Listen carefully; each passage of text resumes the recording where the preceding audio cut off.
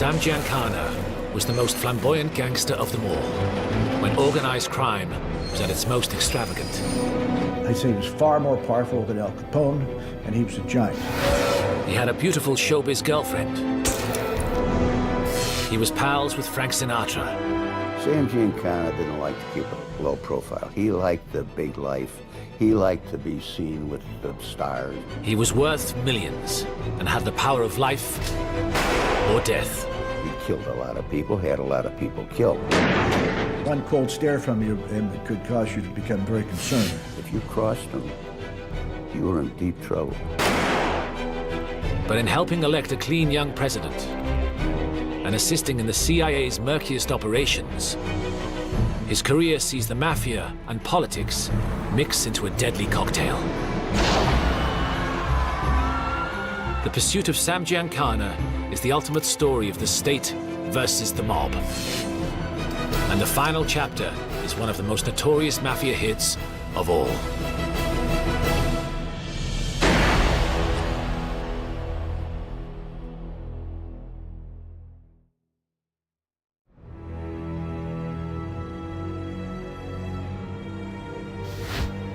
Sam Giancana had learned his gangster trade from Al Capone's top enforcers.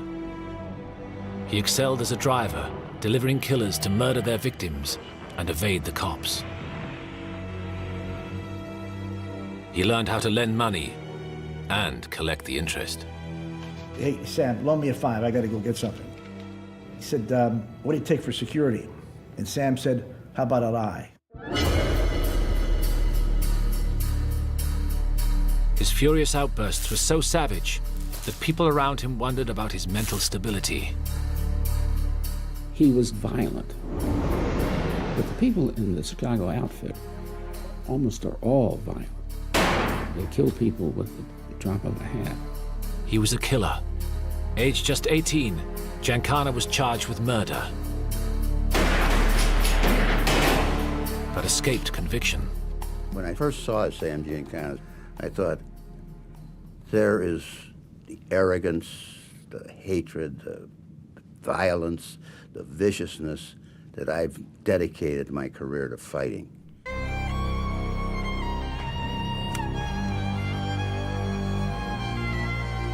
For the mob, Giancana's greatest strength was not his violent nature, but his gift for making money. It was Giancana who struck fear into the electricians' union so that every slot machine in Chicago paid the mob. It was Giancana who muscled the black gambling kings out of Chicago with threats and murder. Under his watchful eye, millions of dollars poured in from casinos in Las Vegas and Cuba. And by 1957, aged 49, Sam Mooney Giancana was boss of the Chicago outfit.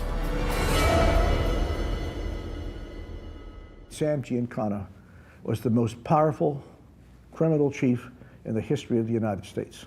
He had his tentacles into the police, to the courts, to the business world around Chicago.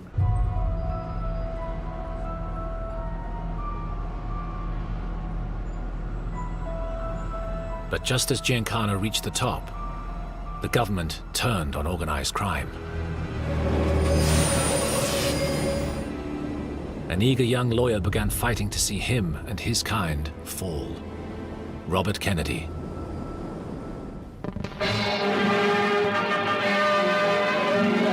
The nation's underworld gets the unwelcome spotlight of publicity as the Senate's Investigations Subcommittee begins new hearings on crime. Arkansas Senator McClellan... The Senate Labor Rackets Committee was investigating mafia corruption of the trade unions. Robert Kennedy, as chief legal counsel, made a name for himself by questioning witness after witness about their mob connections.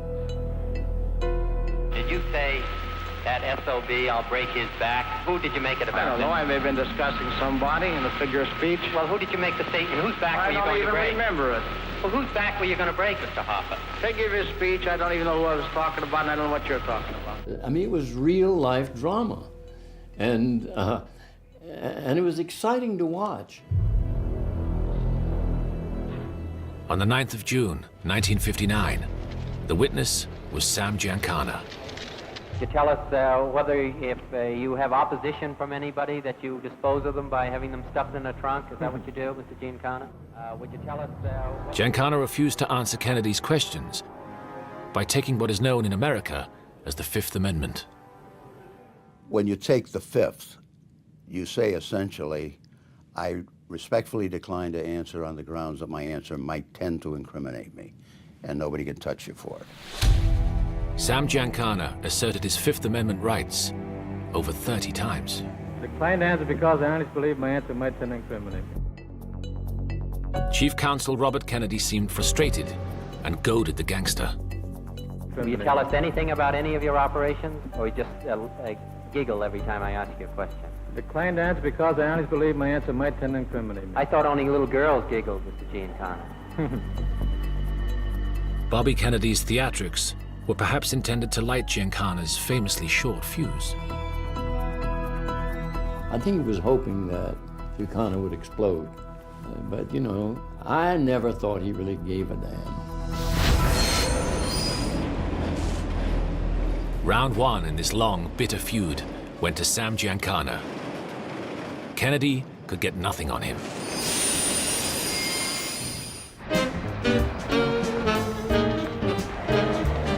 And there was a reason why the Chicago boss felt untouchable. He was well connected to the Kennedys.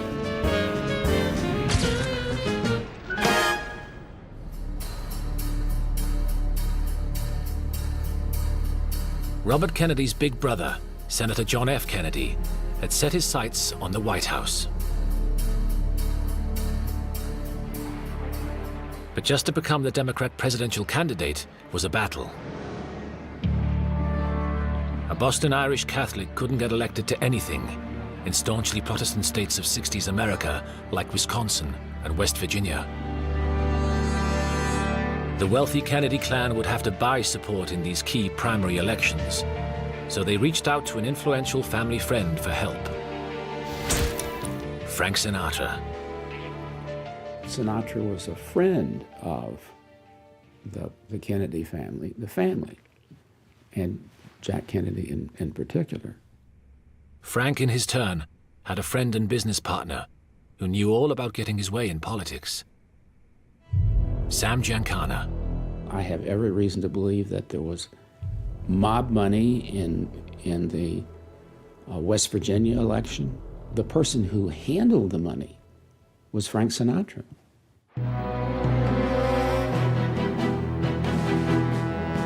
Before voters went to the polls, Giancana sent one of his men to spread $50,000 around West Virginia. He sweetened local politicians with new office furniture and paid bar owners to keep Sinatra's campaign song, High Hopes, playing on jukeboxes across the state.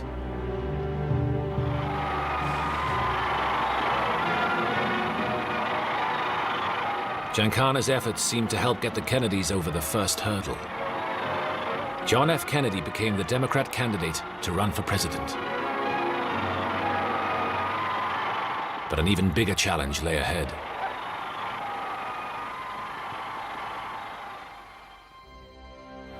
In November 1960, John Kennedy faced the sitting Vice President, Richard Nixon, in the race for the White House. The election was too close to call. Pundits were saying that whoever won the state of Illinois would win the presidency. And the key to Illinois was Sam Giancana's backyard, Chicago.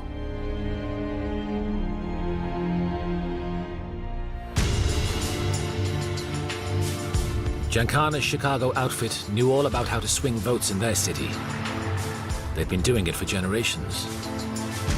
In this city, no criminal enterprise is going to work until they've got the politicians in their pocket. He had the politicians, and I mean all of them. One ruse was to send scores of people from precinct to precinct, illegally voting in each one. Another well-worn trick was ghost voting, impersonating deceased residents of a precinct. Mob-controlled unions were prevailed upon to vote Kennedy to a man. There were even claims that Giancana's hoods intimidated voters at the polling stations.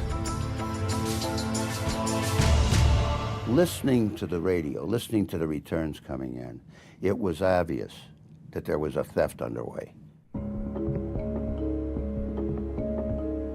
Not since 1916 had the presidential election result been so close.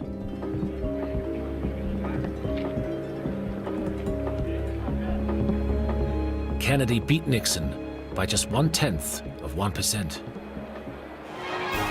Somewhat after noon on the day after the election, Senator Kennedy received a telegram from the vice president congratulating him on his victory. With this in his pocket, Sam Giancana was quick to claim that it was he who had elected Kennedy to the White House. While most dispute this, Giancana certainly expected payback. Giancana can legitimately think that he had done his work and that he had tipped it and that he could expect some result. Giancana expected the new Kennedy administration to get Bobby off his back. He told an associate, "Bobby will just be another goddamn lawyer soon. They promised me they'll take care of him." I am, in my mind, convinced that there was a deal cut. That if Giancana would get Illinois for the Democrats, that he would be given free hand. Giancana prophesied to the outfit a lessening of government harassment in Chicago and Las Vegas. He couldn't have been more mistaken.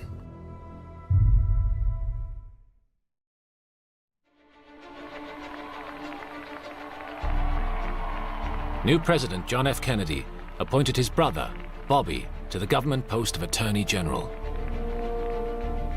I have felt that we should secure the best talent we could get for every position, regardless of party, regardless of any other factor.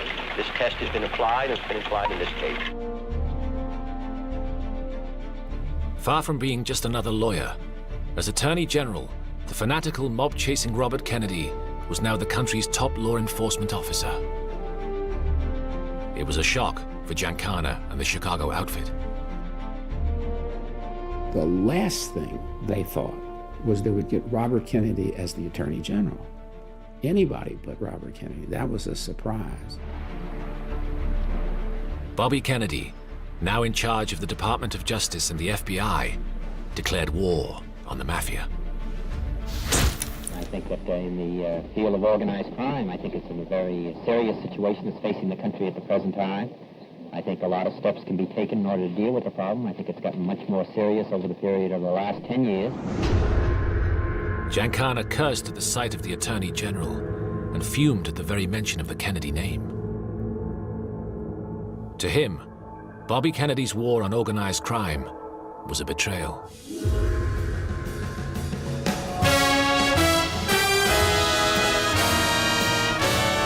But as the Justice Department went to war, Sam Giancana fell in love.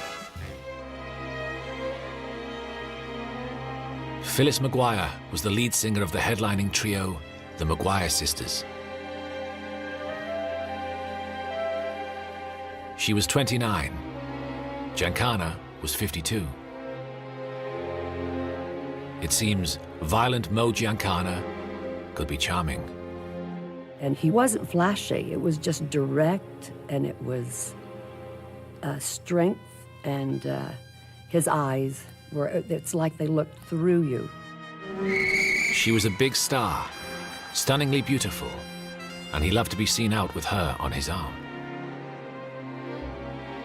Giancana began to flood her with gifts of furs, cars, and jewelry. Cash had always bought him the most beautiful escorts, but this was different.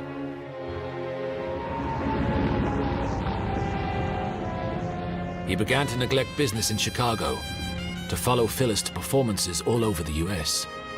He even accompanied her on a 2-week European tour. The tough mob boss had a chink in his armor, a weak spot the government would later use to help bring him down.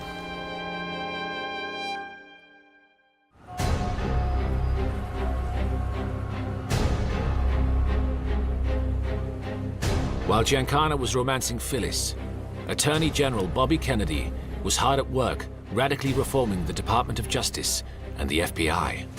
He was extremely driven. He absolutely hated what he called the outfit, the mafia, organized crime.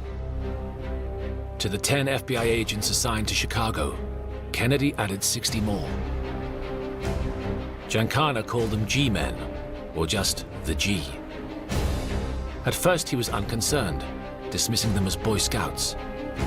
Up to now, their track record against organized crime had not been good. But Kennedy was changing the game. The FBI agents that descended on Giancana were a new breed. They were all clean-cut, college-educated men. Many were lawyers. Above all, the biggest problem for Sam Giancana was that these government men had a fanatical commitment to their incorruptibility. Unlike other Chicago law enforcement, Giancana couldn't buy them.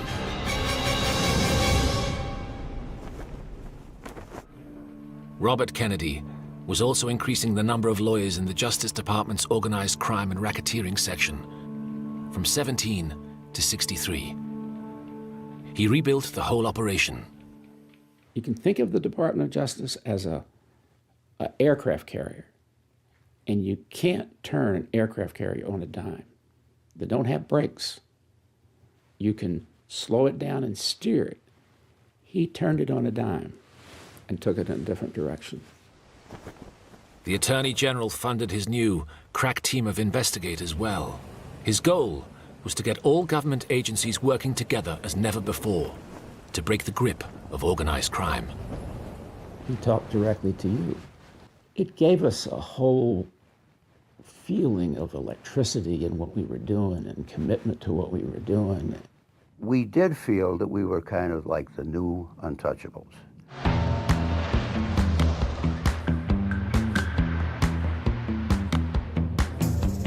Giancana was now closely watched by the new FBI agents in Chicago.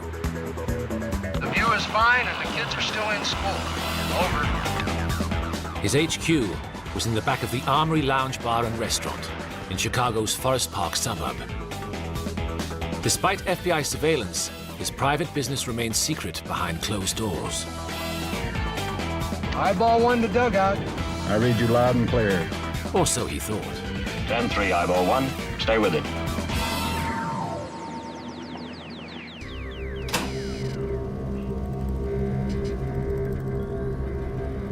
The G-men had a new weapon that would turn Giancana's world upside down. Electronic surveillance. Bobby Kennedy decided that organized crime was an issue of national security. It was a threat to the United States and fell in that category that you could exercise a wiretap and install a wiretap without a warrant. The number of FBI bugs and wiretaps in America exploded from just a handful to hundreds. The FBI agents Romer and Hill, assigned to monitor Giancana, were quick to hide a microphone in the Holy of Holies, his HQ, the Armory Lounge. The G-men overheard Potsy Poe, an old associate, complaining about them to Mooney Giancana. I never thought it'd be this fucking rough. You told me when they put his brother in there, we're going to see some fireworks. Well, I never knew it would be like this. This is murder. Concentrate on a certain individual. You mean the outfit? Yeah. The agents heard exactly how Giancana ran the outfit.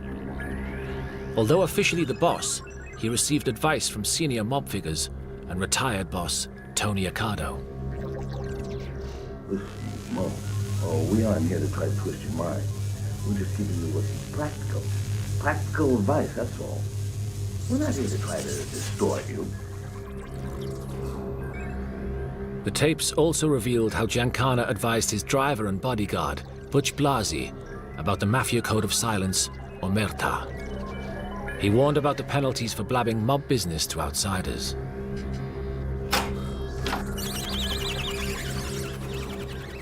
There was a stuffed fish over the bar, and he points up to the stuffed fish. and says, You know how that fish got that way? He opened his mouth.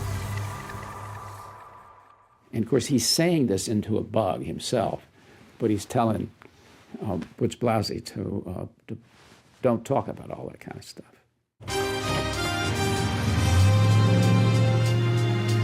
FBI agents Romer and Hill, in their surveillance of Giancana, did their utmost to exploit his weak spot, the relationship with Phyllis McGuire. They watched Sam and Phyllis closely, very closely.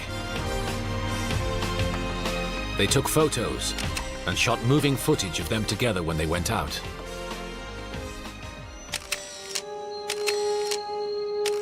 With wiretaps and bugs, they also listened when they stayed in, even recording their conversation in their bedrooms. Whether in Las Vegas, or Maryland, Pittsburgh, or Atlantic City.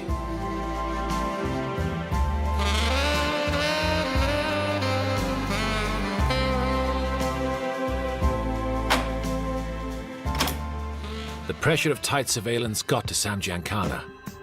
His acid anger was fired at the G-men whenever he saw them. Now Roman, he spots us. He says, "Hello, Mo," and he walks away. So we move out of there, into the other room, and who the fuck walks in but that shit Hill? Giancana started to lose control. He antagonized the agents and hissed obscenities. Retired boss Accardo was concerned that Giancana would do something stupid. Don't call them dirty words or anything. Don't pay attention. Just walk away from them. Let them talk. You guys, holler and go fuck yourselves and this and that. The bastards, they're just like us. They got a job to do. We know what to do and we do it. You know.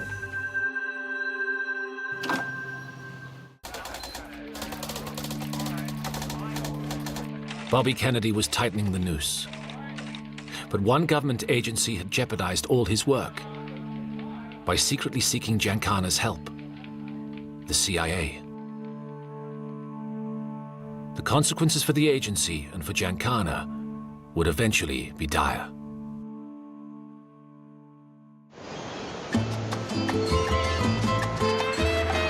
Giancana and many other gangsters had once had vast, lucrative business interests on the island of Cuba, just a short hop from Miami.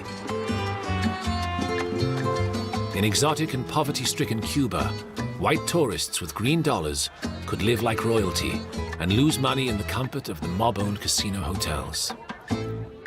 Cuba was a gold mine for the mob. There's a lot of money made down there in the casinos and the joints, and Castro took it away completely.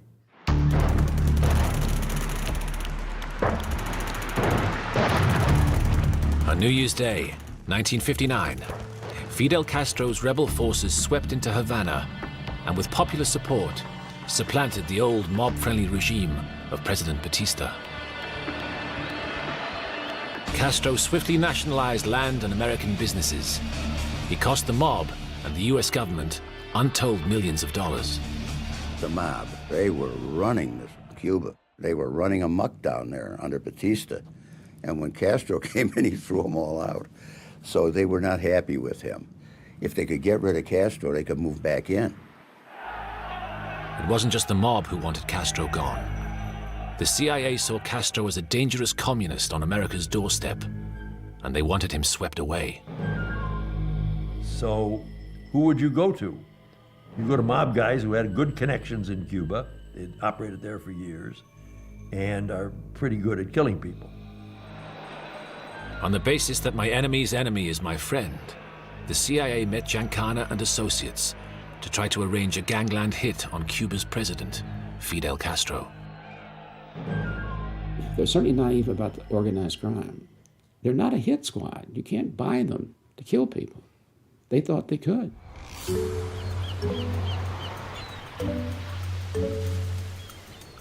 At a clandestine meeting at the Fontainebleau Hotel in Miami, the CIA wanted a Capone-style attack.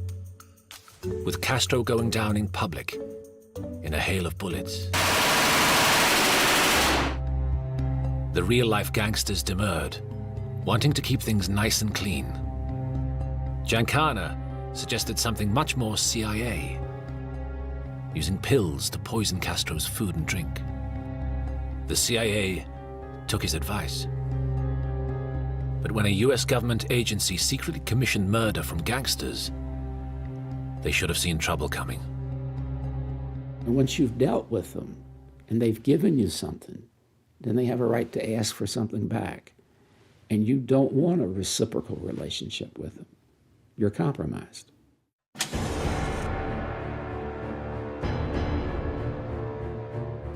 Master manipulator Giancana soon turned the situation to his advantage. First, he's working for the CIA, and then somehow, they find themselves working for him.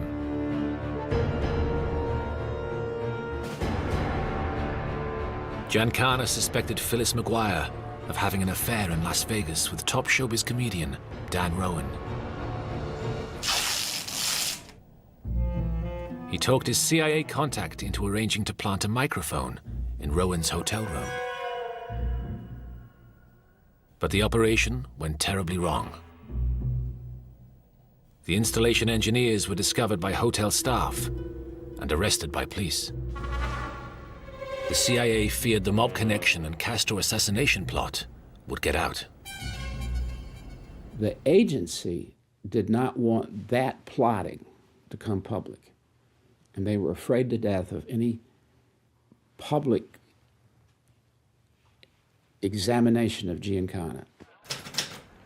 To avoid a public trial, a deeply embarrassed CIA Director of Security, Sheffield Edwards, had to confess in a memo to the FBI the whole sordid affair. When he found out, the Attorney General, Bobby Kennedy, was furious. And he called Sheffield Edwards in to his offices. And what he said was, the next time you do something like that, you talk to me first. One day, all this would come back to haunt both the CIA and Sam Giancana.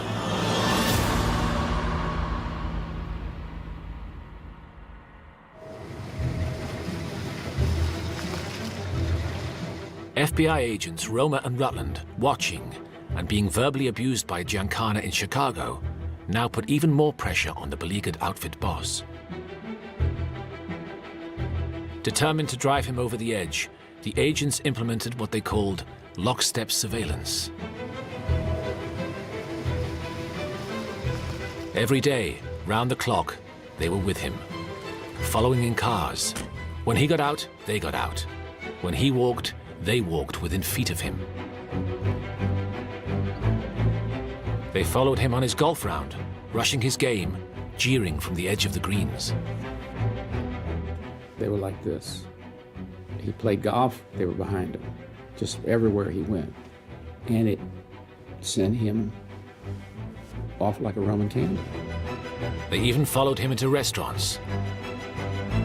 If he went to the restroom, an agent would also go and stand at the next urinal, which made it difficult for him to do what he had gone there to do.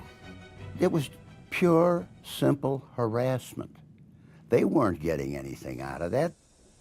Roma and Rutland were right about one thing. It drove Giancana mad.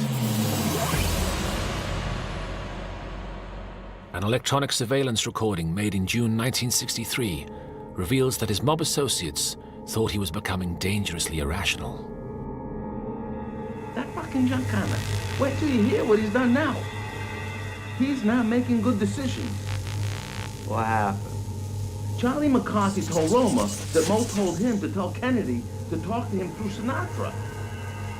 For Christ's sake, that's a cardinal rule. You don't give up a legit guy. He tells Roma that Sinatra's our guy to Kennedy? More or less. I'm so fucking mad I could jump out your window. We gotta do something about this. The G is driving this man goofy.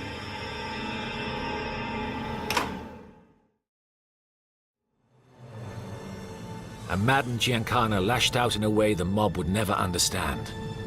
He sued the FBI, saying their lockstep operation violated his civil rights. Giancana's lawyer hired a film crew to shoot the FBI lockstep in action.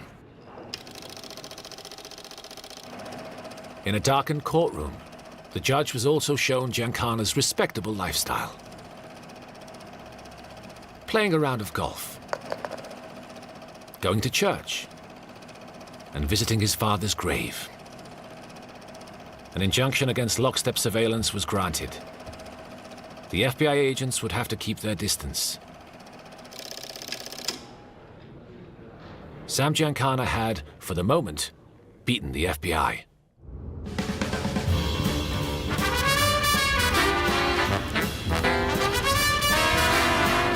But Giancana's victory soon evaporated. And to escape the continual scrutiny, he and Phyllis holidayed at Sinatra's home in Palm Beach, and then in Las Vegas.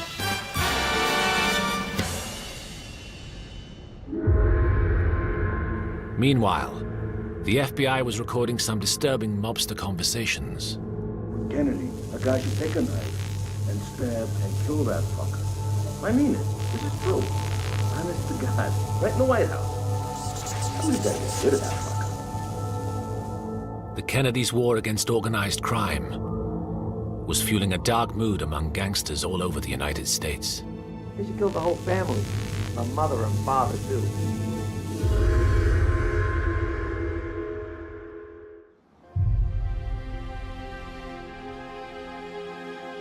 Just a few months later, on November the 22nd, 1963, President John F. Kennedy was assassinated during a Dallas motorcade.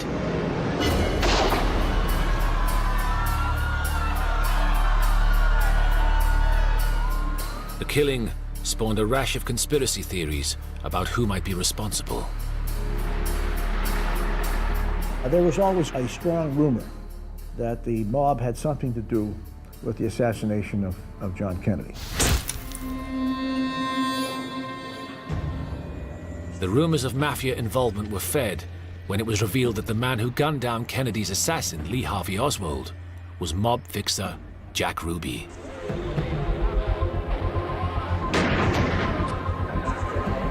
It didn't go unnoticed that Sam Giancana had sought Ruby's help from time to time. But despite the rumors, there has never been anything to substantiate claims that the mob had any part in it.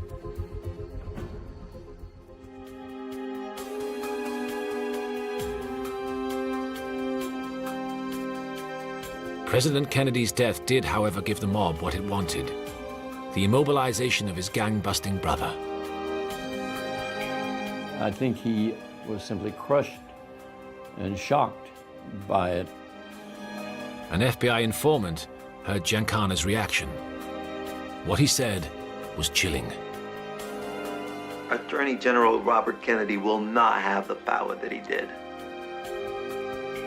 Within a year, the new president appointed a different attorney general, and Robert Kennedy was gone.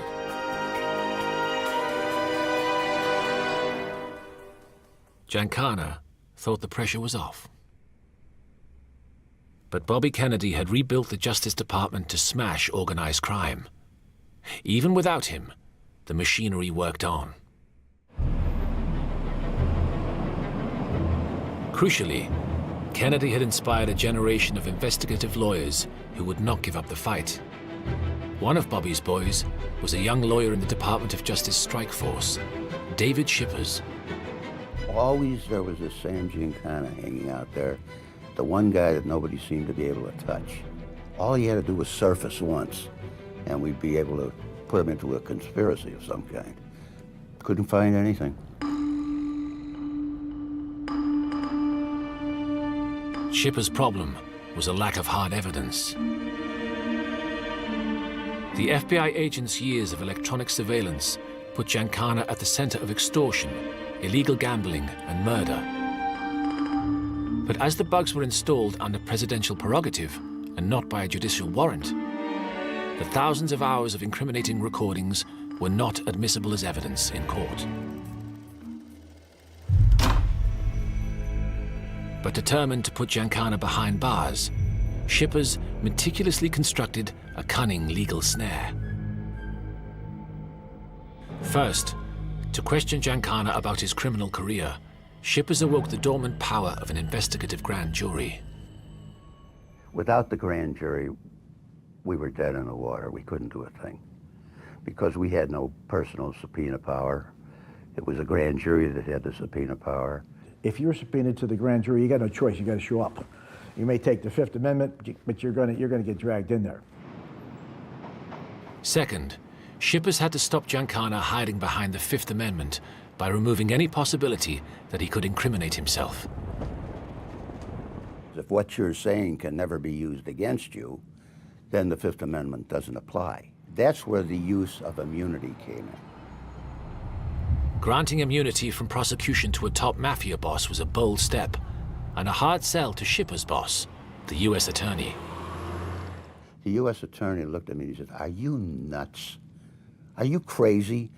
They said, "Well, you don't really think he would talk." We wouldn't immunize him if we didn't think he'd talk. If he doesn't talk, we'll put him in jail. If he does talk, we're going to have one heck of a great case. We'll break the whole stupid mafia. At last, the trap was set. But would Giancana take the bait? In December 1964, the federal grand jury investigation began. To soften Giancana up, shippers summoned his mob associates to question them in secret. Giancana feared they might be spilling their guts, but he couldn't be sure. Then, to play even more on Giancana's increasing paranoia, shippers exploited his weak spot. He subpoenaed Phyllis McGuire. So here comes Phyllis McGuire. We're going to put her in the grand jury. I just assumed she's going to come in and answer our questions. And the questions would essentially have been about her association, nothing embarrassing. She was the key to this whole thing. Phyllis seemed shaken by the experience.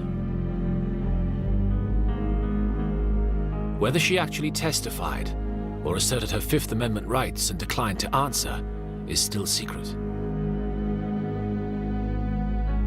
But the thought that Phyllis had told them anything sent the paranoid Giancana crazy. You know, he said over the weekend that he was pretty angry with you. Have you talked to him about it? No comment. Well, the word came back to us that Sam Giancana was ready to kill himself. Is this an indication, do you think, that your relationship is all over? No comment. Because he thought, if she talked, I'm in trouble.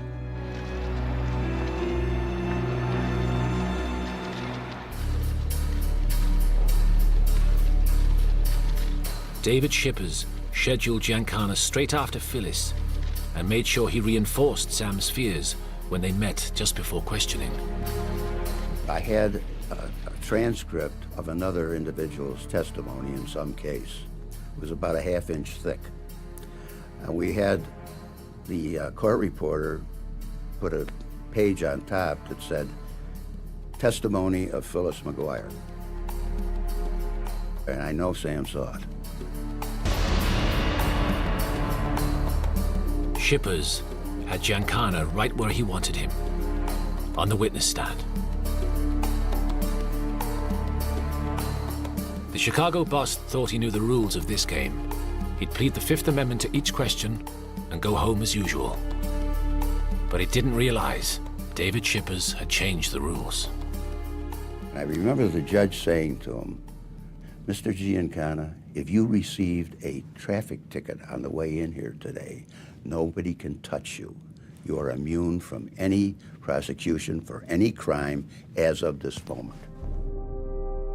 Immunity effectively stripped Giancana of Fifth Amendment protection. And then it really hit him when the judge told him he was immune and he had to talk. He was ordered to testify. Then it hit him. The single-minded purpose of David Shippers seemed to remind Giancana of an old adversary. He turned to me and he said, "You're one of Bobby's boys, aren't you?" I said, "Yes, sir, I am." Giancana had no choice. If he talked and lied, he was certain to perjure himself. If he talked and told the truth, the mob would kill him.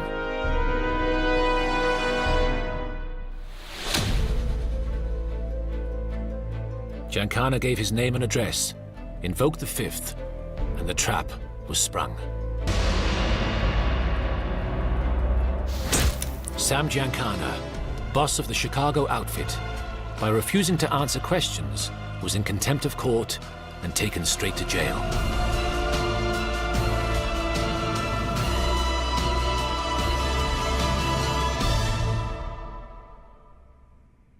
Sam Giancana was totally awed.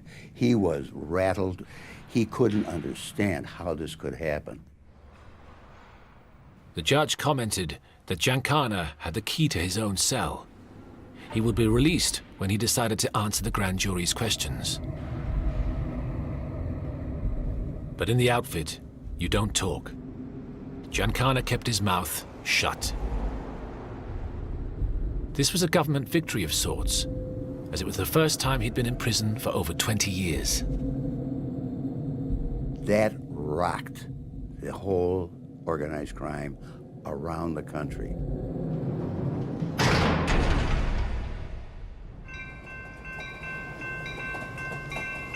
But was it such a great victory?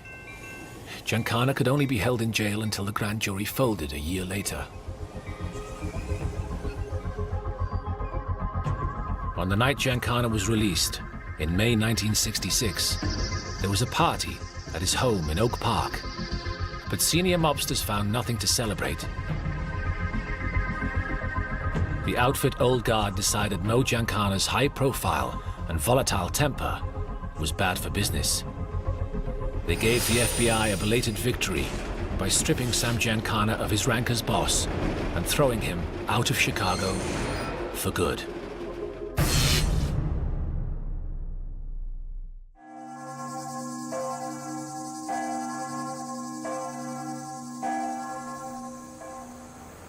Giancana left the US to live in Cuernavaca, Mexico. Over the years, he built a new life for himself.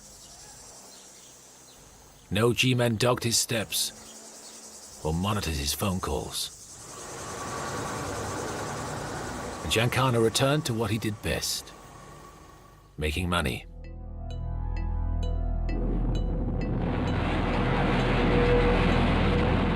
In the mid-60s, as NASA prepared to put a man on the moon, Giancana was launching a gambling operation on cruise ships in the Caribbean. While the US tore itself apart over the Vietnam War, Giancana's international ambitions met with success in Guatemala and with the Shah of Iran. In 1968, his old adversary, Robert Kennedy, ran for president. But on the campaign trail, he was gunned down and killed. And although the 70s saw an aging Giancana undergo abdominal surgery, he enjoyed a quiet, wealthy life. Then, suddenly, a dark episode from his past cast a chill shadow over Sam Giancana, his connection to the CIA.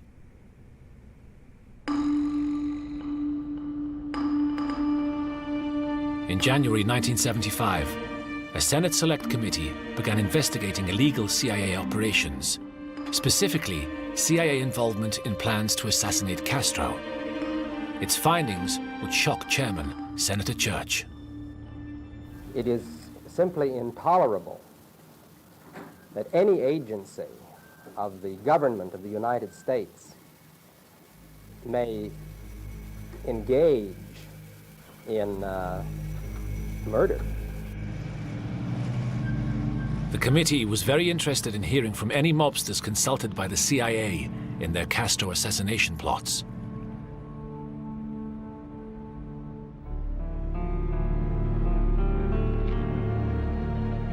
Although lying low in Mexico, Giancana had been snatched from his hideaway and suddenly found himself deported back into the United States. The press were waiting. Giancana, why did you have to leave Mexico, sir? Why? I don't know. Mr. Giancana, what are your future plans? The future plans of one-time boss Giancana were to re-establish his cut of Chicago outfit operations. Once he arrived in Chicago, he announced to the entire organization that he was back and he was the man. But a new generation ran the Chicago outfit. They had no room for the aging Giancana. By that time, a lot of his rivals were in the penitentiary or dead because of what we'd been doing to them.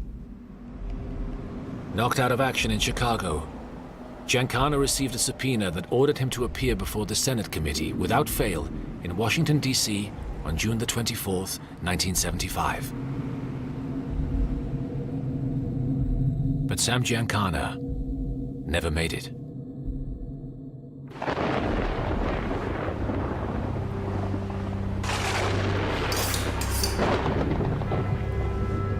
On June the 19th, 1975, 4 days after celebrating his 67th birthday, Sam Giancana was at home in Oak Park, Chicago. He was cooking in his basement kitchen. Routine police patrols noticed nothing unusual.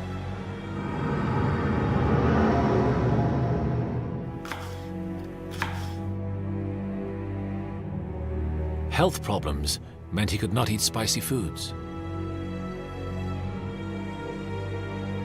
So it seems the sausage and peppers was a late-night snack for a friend. A friend Giancana liked and trusted. A close friend.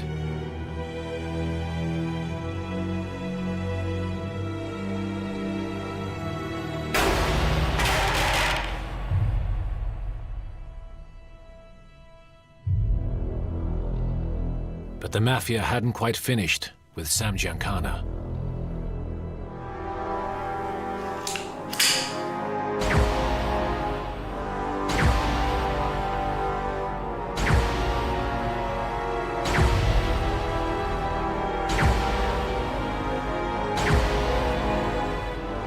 The way he was killed showed that the mob no longer trusted him to keep quiet.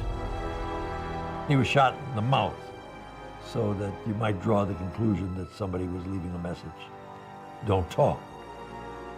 It was somewhat interesting that somebody that powerful was killed, so there had to be a major decision among the powers that be in the mob. Sam Giancana's extraordinary career had lasted over 50 years, spanning the heyday of organized crime in America. In the years after Giancana, show business stars began to shun any mob connection.